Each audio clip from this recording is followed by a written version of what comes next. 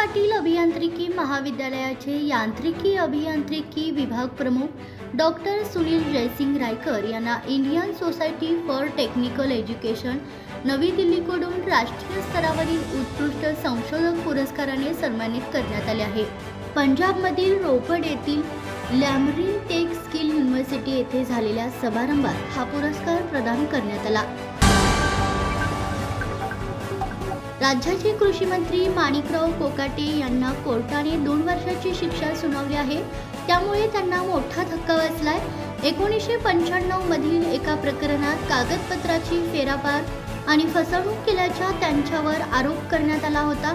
तसेच कृषी मंत्री माणिकराव कोकाटे यांच्यासह त्यांच्या भावालाही या प्रकरणात कोर्टाने दोषी ठरवले होते। त्यामुळे कृषी मंत्री कोकाटेंना 2 वर्षांच्या कारावासासह 50,000चा दंड ठोठावण्यात आला आहे। लाडकी बहीण योजनेत वापरण्यात आलेल्या पैशांमुळे इतर योजनांना कात्री लावण्याचे काम सरकारने केले आहे।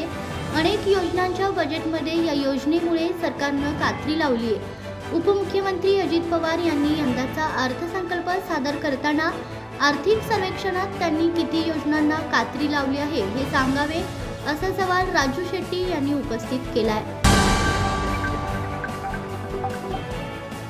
शक्तीपीठ महामार्ग शेतकऱ्याला देशोधडीला लावणार असून हा महामार्ग रद्द व्हावा या मागणीकरिता 12 मार्चला विधानसभेवर भव्य मोर्चा काढणार असल्याचा इशारा विधान परिषदेतील काँग्रेसचे गटनेते आमदार सतेज पाटील यांनी दिलाय।